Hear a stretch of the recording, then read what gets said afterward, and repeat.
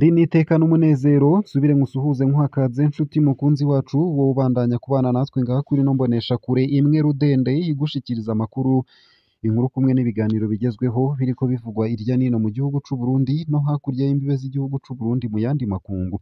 Ndaguhaye kaze, ndaguhaye mwiriwe neza cange mwaramutse bivanye naho udukurikira uherereye kuri uwu munsi wa gatandatu igenekerezo rya 23 ntwarante 2024. Utegerezwa gusa gufyonda sabone cange subscribe nawe utarafyondako kugira uje urashikirwa n'amakuru ibiganiro kumwe n'inkuru tubandanya gushikiriza bivugwa irya nino mu gihugu c'u Burundi mu bisata bitandukanye nk'igisata c'inkino, igisata c'indero, igisata ca politike, igisata c'ubutungane, igisata c'umutekano, igisata c'amagara y'abantu, igisata c'imigenderanire n'ayandi makungu, igisata c'uburimyi n'ubworozi kumwe n'ibindi bisata bitandukanye. Ndakwipfurije rero kubandanya uraroranirwa ndetse no kugira ibihe vyiza. Hano makuru rero harabafatiye ku ngingo nkuru zikurikira. Inakorwa ko Jerome Ntibibogora nta kirongoye igipolisi mu karere ko hagati Region Centre. Colonel Jerome Ntibibogora yari ijisho rya General Gervais Ndirakobuca ricunze General Alain Guillaume Bunyoni mw'ibohero rikuru rya Gitega, akaba yari yagenywe kurongora igipolisi mu karere ko hagati mu gihugu muri Ruhuhuma 2023. Inyuma y'umwaka umwe gusa Colonel Ntibibogora yaraye akuwe i Gitega, ubu nyene nta kirongoye igipolisi mu karere ko hagati Region Centre. Vyinshi kuri ino nkuru icatumye akurwa mu mabanga yahoramwo vyinshi nyene ni muri ano makuru mu buryo buramvuye. Ico utegerezwa gusa ni ukubandanya kumwe natwe. Nayo kandi umunyamabanga mukuru w'umugambwe CNL uruhande ruyoboka Agathon Rwasa ariko ariyamiriza ingingo y'umushikiranganji Martin Niteretse yemeza ivyavuye mu ikoraniro kaminuza ry'umugambwe CNL Ngozi. Bakaba bamenyesha ko ivyavuye mu ikoraniro kaminuza ari inkinamico. Ivyo bibaye mu gihe Nestor Rugirukushaka umurongozi mushasha w'umugambwe CNL ariko arasaba uwahoze arongoye umugambwe CNL ariwe Agathon Rwasa gusubiza ibikoresho vy'umugambwe vyazimiye ku neza, ahandi ho akaba ashobora gukurikiranwa n'ubutungane. Ibi akaba yarabishikirije ejo ku wa gatanu mu gihe bariko barinjira ingoro nkuru y'umugambwe CNL iri ku Mutanganoru babifashijwemwo n'ubuyobozi bw'igisagara ca Bujumbura. Vyinshi kuri no nkuru ni mukanyi mu buryo bw'idonido, ntuje kure ico utegerezwa gusa nyene ni ukubandanya kumwe natwe. Nayo kandi Faustin Ndikumana amenyesha ko bitumvikana ingene amazi abura mu gisagara dufise ikiyaga Tanganyika. Faustin Ndikumana arongoye ishamwe Parisem ryishinze gukangurira abarundi guhindura ingendo bagashika kw'iterambere rirama, avuga ko bidatahuritse ingene igisagara ca Bujumbura kibura amazi kandi dufise ikiyaga Tanganyika kitwegereye. Iba bivuze nyuma yaho uko umwaka utashe igenekerezo rya 22 ntwarante isi yose ihimbaza umunsi mpuzamakungu wahariwe amazi. Vyinshi kuri no nkuru navyo ni mukanyi mu buryo bw'idonido, ntuje kure. Isayo gusa ayo hamwe n'ayandi ni mukanyi mu buryo buramvuye, ntuje kure. Ico utegerezwa gusa ni ukubandanya kumwe natwe. Ni ukumanuka munsi y'ino video hamugafyona imbere y'ijambo Isange TV haraba handitse ijambo sabone cange subscribe, urafyondako hama uba udushikirije intererano yawe yo kuja turakuronsa amakuru inkuru kumwe n'ibiganiro tubandanya gushikiriza. Ano makuru ku buryo buramvuye rero ntunyemerere nyatangurire kuri ino nkuru ivuga ko inakorwa ko Jerome Ntibibogora atakirongoye igipolisi mu karere ko hagati Region Centre yarungitswe mu bumanuko. Colonel Jerome Ntibibogora yari ijisho rya General Gervais Ndirakobuca ricunze General Alain Guillaume Bunyoni mw'ibohero rikuru rya Gitega. Yari yagenywe kurongora igipolisi mu karere ko hagati mu gihugu muri Ruhuhuma 2023. Inyuma y'umwaka umwe gusa Colonel Ntibibogora akaba yaraye akuwe i Gitega haca arungikwa i Makamba kurongora igipolisi mu karere k'ubumanuko. Ivyo tubisanga mu itegeko rya Perezida Ndayishimiye ryo kuwa 22 ntwarante 2024 rigena bamwe mu ntwazangabo z'igipolisi mu mabanga atandukanye. I Gitega Colonel Ntibibogora yasubiriwe na Colonel Aloyizi Nduwayo yahora arongoye igipolisi mu karere k'uburaruko. Kurungikwa i Gitega muri kino gihe bifatwa nk'ukwizigirwa bidasanzwe kubera ari intara umukuru w'igihugu hamaramwo umwanya munini, ikaba inapfungiwemwo abantu ubutegetsi bucunze cane nka General Bunyoni. i Makamba Koloneli Nibibogora hasubiriye Koloneli Lambert Habonimana arungitswe kurongora igipolisi mu karere k'uburaruko. Jerome Ntibibogora hakuwe i Gitega iminsi 3 gusa inyuma y'inkuru twabahaye ijanye n'umukozi w'ihoteli Helena yahuraguye amahiri amuhoye ko hatamuhaye ko kuri ji yari igenewe abantu bari muri seminere muri iyo hoteli. Abumvise iyo nkuru bose barumiwe kumva intwazangabo nka Koloneli igwanira ji kugeza ku rugero rwo kuboreza igufu umukozi w'ihoteli. Jerome Ntibibogora azwi mu mabi menshi cane guhera mu bihe vya Safisha mu bwicanyi bwakorewe abanywanyi ba FNL inyuma y'amatora yo mu mwaka w'ibihumbi 2010.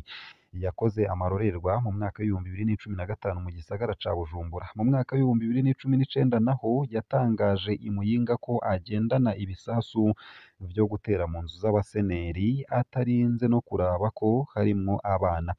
Jerome Ntibibogora avuye i Gitega hatorohewe kubera ikibazo gikomeye c'ingene Bunyoni yaronse telefone mu minsi iheze kandi acunzwe bidasanzwe. Iyi nkuru tuzoyigarukako vuba tubabwire abapfunzwe bazira izo telefone za Bunyoni n'amatohoza aziriko kugeza ubu. Mu mpera z'iyi nkuru turaza kuja turongera ko intahe zitandukanye tuguma turonka ku mabi yaranze Koloneli Jerome Ntibibogora.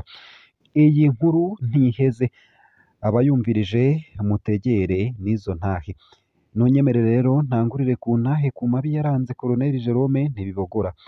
Bamwe mu bakurikira runo rubuga baratwandikiye uko bazi Jerome Ntibibogora. Uwa mbere yagize ati: mwiriwe, uwo Jerome ndamwibuka mu mwaka w'ibihumbi 2018 mu kwa gatatu kuri sitasiyo New Oil y'umurwizatunga Apollinaire. Ico gihe ibitoro vyari vyabuze mu gihugu, ni amasitasiyo makeya cane yari abifise harimwo iyo sitasiyo iri mu Buyenzi hepfo gato ya zone. Jerome yaraje asanga imodoka ziratonze ari nyinshi arabura aho ayicisha aca atonda inyuma ya bajaji yari imbere yiwe. Ya bajaji iriko iza yegera pompe, Jerome yavuye mu modoka n'ishavu ryinshi ngo wambwa we urantanga kunywa. Akivuga gutyo yari yamaze kumuha ikupe yisanga hasi. Jerome aca akurayo pistole amuhonyora ku mutwe arasharija pistole aho yomurashe mu mutwe abantu bakoma induru. Niho bamusabira imbabazi ngo mubise anywe. Burya uwa bajaji yaciye asubira inyuma yanyoye hari uko Jerome agiye. Abantu bari bahari bamubwiye ngo nimba nyoko wawe aroga kubona Jerome atakwishe situbizi. Nta munyagitega hadatinya Jerome, ahubwo uwo museriveri yari yarondeye urupfu, yari kumuha iyo ji akemera kuyikatwa ku mushahara. Uwa kabiri yavuze ku mabi ya Jerome Ntibibogora mu mwaka w'ibihumbi 2015. We yagize ati: ndabaramukije, hama ndumwe mu bakunda gukurikirana inkuru zanyu ngaha kuri Facebook. Mejeje gusoma inkuru mwanditse kuri Jerome Ntibibogora, ndabakurikirana cane ariko nirinda kugira komantere ku vyo muba mwanditse. Mu mwaka w'ibihumbi 2015 ivyo yakoze sinzi ko bimwe mwavyirengagije kubivuga mubizi.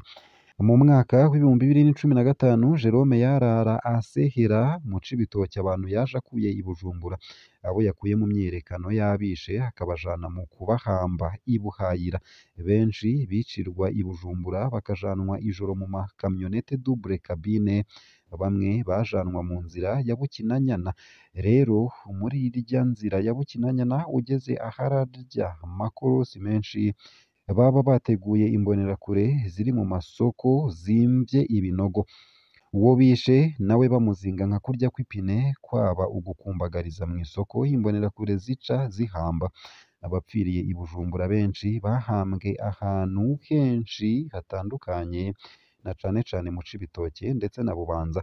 Jerome wenyene vyarageze aho ibiziga bimuzenzereza akaja aragenda kurara ku Mwarangabo n'amarira menshi arondera abasenzi ngo bamusengere. Muri ico gihe arya amakamyonete Toyota Hilux abategetsi b'igisoda n'igipolisi bakunda kugenderamwo yagenda apfukiyemwo abagandaguwe.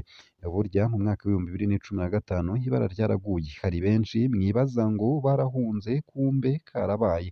kandi n'ibinogo bahambwemwo bizogorana kumenyekana kiretse Imana yonyene.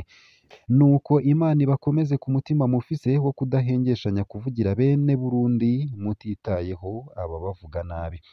Uwa gatatu ni umunyamuyinga avuga ingene Jerome Ntibibogora azwi muri iyo ntara. Amahoro, murameze neza? Mbonye inkuru ya Jerome nibuka ukuntu Muyinga ari we yinjiza fraude, nibuka ukuntu atagira indero ahari avuga amajambo y'ibishegu, nibutse kandi ingene akunda abagore, hari n'abagabo bari mu komoka kubera abagore babo. I Muyinga ubu ni sawa, uhari ni umukristu yikundira gusenga, nubwo ako kazi kabo nyene ubukristu bugoye gukurikiza. Hari abagenzi ba Jerome kugeza iyi saha batangazwa n'ukuntu yama mu mafonction atandukanye n'ukuntu avugwa mu mabi menshi, na cane cane fraude y'i Muyinga, bakibaza ko akoresha imiti atari ubwizigirwa gusa. Ico akoze arafise ururimi rubi. Ngaha akaba ariho nsoreje ino nkuru yari yanditse neza na neza ku rukuta rwa Pacifique Nininahazwe. Ico utegerezwa gusa ni ukumanuka munsi y'ino video hama ugafyona imbere y'ijambo Isange TV, haraba handitse ijambo sabone canke subscribe, urafyondako hama uba udushikirije intererano yawe yo kuja turakuronsa amakuru, inkuru kumwe n'ibiganiro tubandanya gushikiriza. Ndakwipfurije kubandanya uraroranirwa ndetse no kugira ibihe vyiza n'umunsi mwiza.